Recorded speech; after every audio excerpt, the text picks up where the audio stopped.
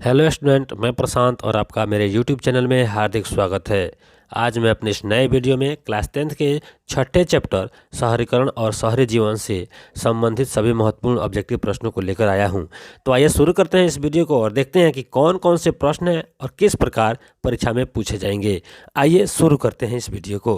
पहला प्रश्न है शहरीकरण और शहरी जीवन चैप्टर से। मेगास्थनीज ने पाटलिपुत्र की यात्रा किसके समय में की थी?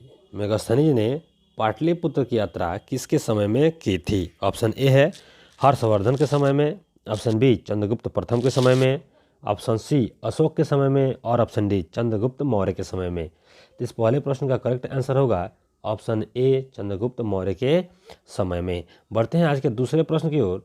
दूसरा प्रश्न है आधुनिक नगरों के उदय में किस कारण का योगदान नहीं था? नहीं वाले क्वेश्चन पर विशेष ध्यान देंगे। आधुनिक नगरों के उदय में किस कारण का योगदान नहीं था? ऑप्शन देखते हैं। ऑप्शन ए है उपनिवेशवाद का विकास, ऑप्शन बी लोकतांत्रिक आदर्शों का विकास, ऑप्शन सी शैक्षणिक केंद्रों का स्थापना और ऑप्शन डी औद्योगिक पूंजीवाद का उदय। तो दूसरे प्रश्न का करेक्ट आंसर होगा ऑप्शन सी शैक्षणिक केंद्रों की स्थापना। इस तरह हम दूसरा प्रश्न देख चुके हैं। अब बढ़ते हैं तीसरे प्रश्न की ओर। तीसरा प्रश्न है पाटलिपुत्र किसके शासनकाल में मगध की राजधानी बना? पाटलिपुत्र किसके शासनकाल में मगध की राजधानी बना?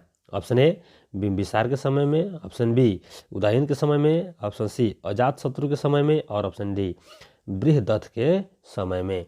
तो तीसरे प्रश्न का करेक्ट आंसर होगा ऑप्शन बी उदयन के समय में पाटलिपुत्र जो है वो मगध पाटलिपुत्र की राजधानी बनी थी। बढ़ते हैं अगले प्रश्न की ओर। चौथा प्रश्न आज का है आधुनिक नगरों का विकास कब से हुआ? आधुनिक नगरों का विकास कब से हुआ? ऑप्शन ए औद्योगिक क्रांति से, ऑप्शन बी मेसोपोटामिया की सभ्यता से, ऑप्शन सी पुनर्जागरण से और ऑप्शन डी हड़प्पा की सभ्यता से। तो इस चौथे प्रश्न का करेक्ट आंसर होगा ऑप्शन ए औद्योगिक क्रांति से आधुनिक नगरों का विकास हुआ। बढ़ते हैं अगले प्रश्न की ओर। अगला प्रश्न है 5 नंबर। मगध साम्राज्य की प्राचीनतम राजधानी कहाँ थी? मगध साम्राज्य की प्राचीनतम राजधानी कहाँ थी? ऑप्शन ए राजगृह में, ऑप्शन बी गया में, ऑप्शन सी वैशाली में और ऑप्शन डी चंपा में। तो हमारे पांचों प्रश्न का करेक्ट आंसर होगा ऑप्शन ए राजगृह में मगध की प्राचीनतम राजधानी स्थापित थी। बढ़ते हैं आज के छठे प्रश्न की ओर। छठा प्रश्न है दादा साहब फाल्के ने निम्नलिखित में से किस फिल्म का निर्माण किया? किसने? तो दादा साहब फाल्के ने किस फिल्म का निर्माण किया? ऑप्शन देखते हैं। ऑप्शन ए है झांसी की रानी, ऑप्शन बी है हरिश्चंद्र, ऑप्शन सी है सीआईडी और ऑप्शन डी है गेस्ट हाउस। तो इस छठे प्रश्न का करेक्ट आंसर होगा ऑप्शन बी राजा हरिश्चंद्र। राजा हरिश्चंद्र फिल्म थी जिसको दादा साहब फाल्के ने निर्माण किया था। बढ़ते हैं आज के सातवें प्रश्न की ओर। सातवां प्रश्न है ब्रिटेन के किस राजा ने बम्बई को ईस्ट इंडिया कंपनी को दे दिया था?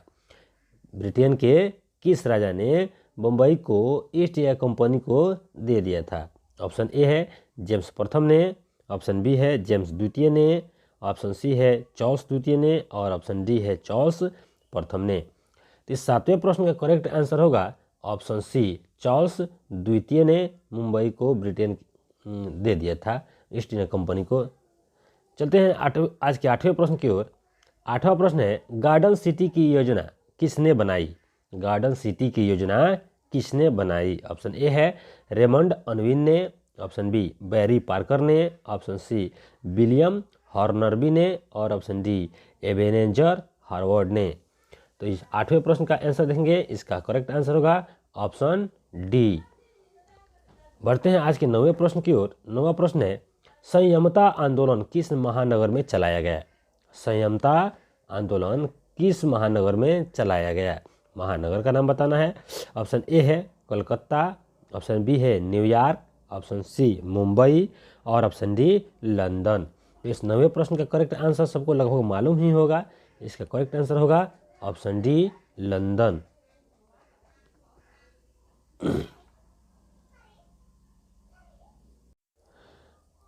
बढ़ते हैं आज के 10वें प्रश्न की ओर। 10वां प्रश्न है, पटना में गोल घर का निर्माण किसने कब किया गया? पटना में गोल घर का निर्माण किस वर्ष किया गया? ऑप्शन देखते हैं। ऑप्शन ए है 1757, ऑप्शन बी 1764, ऑप्शन सी 1786 और ऑप्शन डी 1857।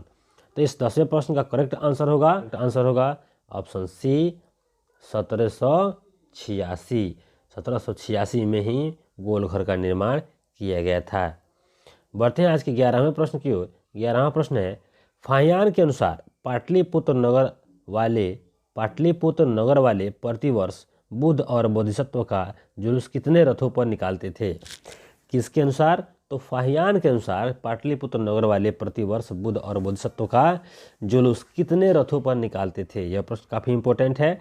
इसका ऑप्शन देखते हैं। ऑप्शन ए है 4, ऑप्शन बी है 20, ऑप्शन सी है 16 और ऑप्शन डी है 8। तो इस 11वें प्रश्न का करेक्ट आंसर होगा ऑप्शन बी 20। तो फाहियान के अनुसार पाटलिपुत्र नगर वाले 20 रथों पर बुद्ध और बोधिसत्व का जुलूस निकालते थे। बढ़ते हैं आज के 12वें प्रश्न की ओर। 12वां प्रश्न है, बम्बई में किराया कानून किस वर्ष लागू किया गया? किस शहर में? तो बम्बई में किराया कानून किस वर्ष लागू किया गया? ऑप्शन देखते हैं। ऑप्शन ए है 1918 में, ऑप्शन बी है 1898 में, ऑप्शन सी है 1860 में और ऑप्शन डी है 1935 में। तो इस 12वें प्रश्न का करेक्ट आंसर होगा ऑप्शन ए 1918 में किराया कानून मुंबई में लागू किया गया था। बढ़ते हैं आज के 13वें प्रश्न की ओर। 13वां प्रश्न है, एक स्वतंत्र राष्ट्र के रूप में सिंगापुर का उदय किस वर्ष हुआ?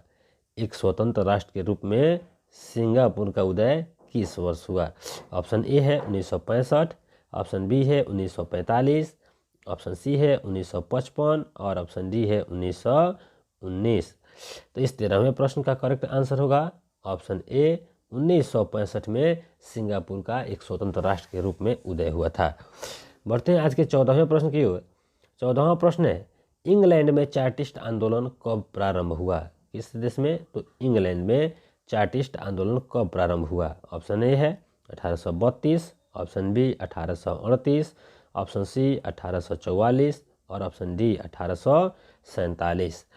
तो इस 14वें प्रश्न का करेक्ट आंसर होगा ऑप्शन बी 1838 में इंग्लैंड में चार्टिस्ट आंदोलन हुआ था। बढ़ते हैं आज के 15वें प्रश्न की ओर।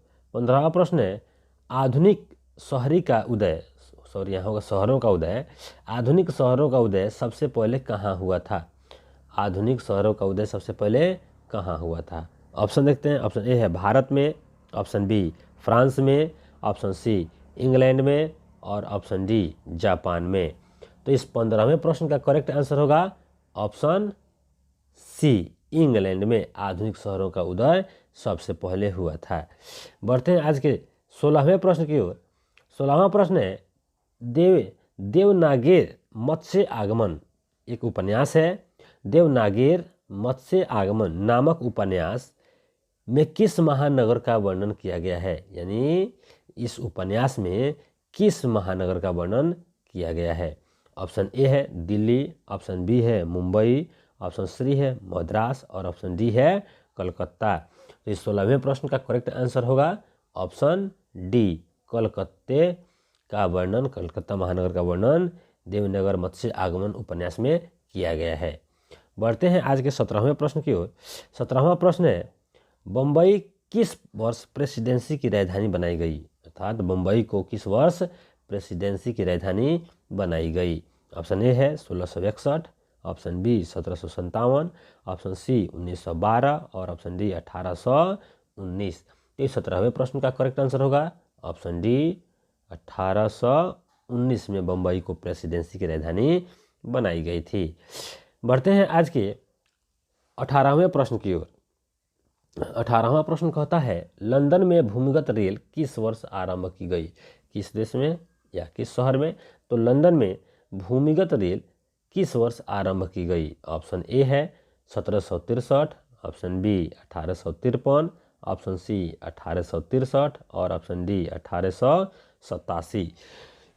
तो इस 18वें प्रश्न का करेक्ट आंसर होगा ऑप्शन सी 1863 में लंदन में भूमिगत रेल चलाई गई थी, 1863 में। बढ़ते हैं आज के 19वें प्रश्न की ओर। 19वां प्रश्न है,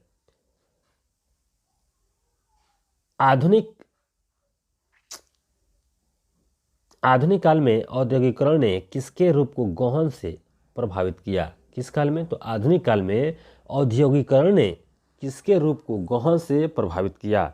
इसका ऑप्शन देखते हैं। ऑप्शन ए है ग्रामीणीकरण के, ऑप्शन बी शहरीकरण के, ऑप्शन सी कस्बों के और ऑप्शन डी बंदरगाहों के। तो इस 19वें प्रश्न का करेक्ट आंसर होगा ऑप्शन बी शहरीकरण के, यानी सबसे अधिक शहरीकरण को प्रभावित किया था औद्योगिकरण ने। बढ़ते हैं आज के 20वें प्रश्न की ओर। 20वां प्रश्न है, गार्डन सिटी की अवधारणा किसने विकसित की? किस सिटी की जी?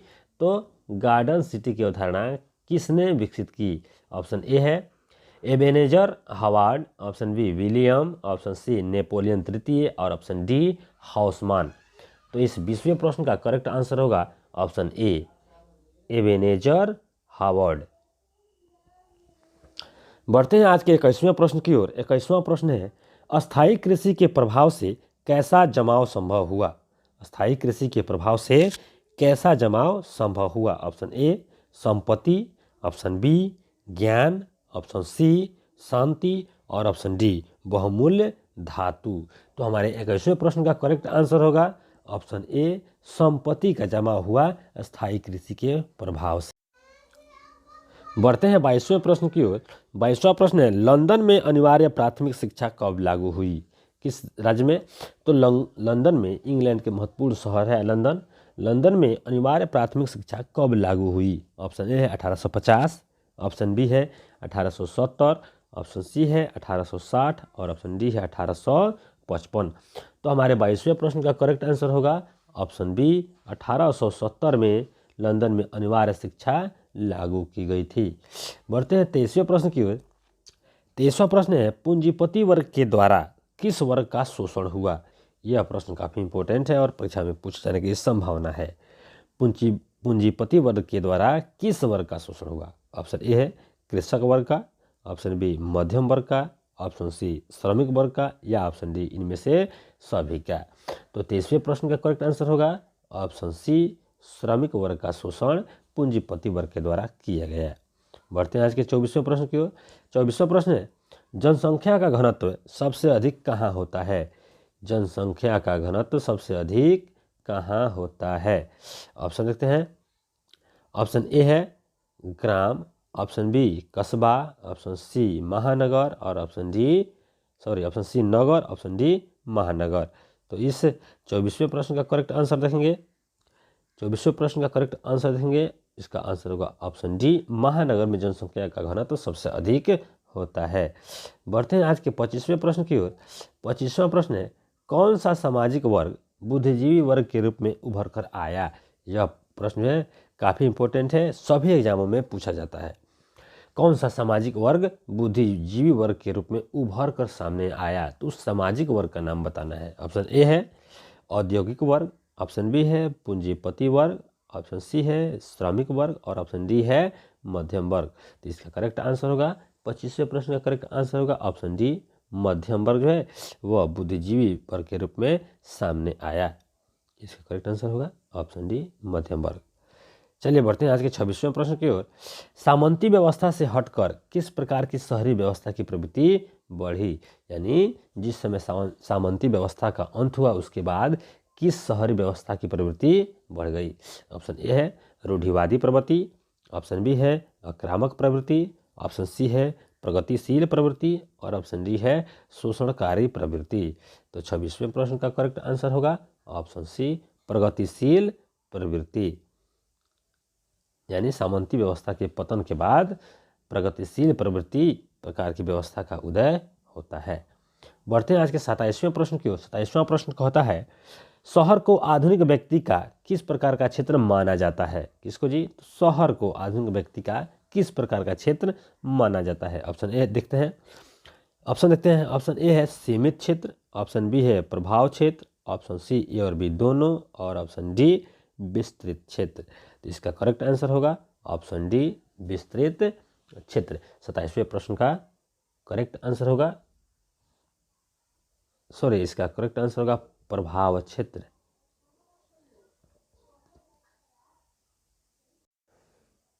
27वें प्रश्न का करेक्ट आंसर होगा प्रभाव क्षेत्र। बढ़ते हैं आज के 28वें प्रश्न की ओर।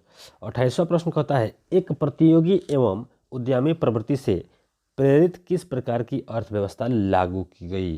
कौन कौन? तो एक प्रतियोगी एवं उद्यमी प्रवृत्ति से प्रेरित होकर किस प्रकार की अर्थव्यवस्था लागू की गई? ऑप्शन ए है मृदा प्रधान अर्थव्यवस्था, ऑप्शन बी है कठोर अर्थव्यवस्था, ऑप्शन सी है शिथिल अर्थव्यवस्था और ऑप्शन डी है जीवन निर्वाह अर्थव्यवस्था।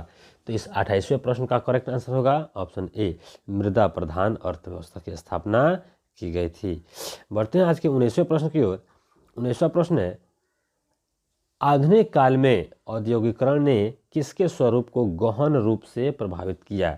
आधुनिक काल में औद्योगिकरण ने किसके स्वरूप को गहन रूप से प्रभावित किया? ऑप्शन ए देखते हैं। ऑप्शन ए है शहरीकरण के, ऑप्शन बी है ग्रामीणीकरण के, ऑप्शन सी है कस्बों के और ऑप्शन डी बंदरगाहों के। तो इस 29वें प्रश्न का करेक्ट आंसर होगा ऑप्शन ए, शहरीकरण के। तो इसने आधुनिक काल में औद्योगिकरण ने शहरीकरण को गहन रूप से प्रभावित किया। बढ़ते हैं आज के तीसरे और आखिरी प्रश्न की ओर। आखिरी प्रश्न कहता है, विश्व के प्राचीनतम शहर कहाँ बसे? विश्व के प्राचीनतम शहर कहाँ बसे? ऑप्शन ए है चीन में, ऑप्शन बी मेसोपोटामिया में, ऑप्शन सी भारत में और ऑप्शन डी यूनान में। तो इस तीसरे प्रश्न का करेक्ट आंसर होगा ऑप्शन बी, मेसोपोटामिया में विश्व के इस प्रकार हमने शहरीकरण और शहरी जीवन से संबंधित सभी महत्वपूर्ण ऑब्जेक्टिव प्रश्नों को देखा और समझा। अगर वीडियो अच्छा लगे तो लाइक करें, कमेंट करें, अधिक से अधिक अपने दोस्तों के पास शेयर करें तथा हमारे चैनल को सब्सक्राइब करें। फिर मिलते हैं अगले वीडियो में, तब तक के लिए जय हिंद।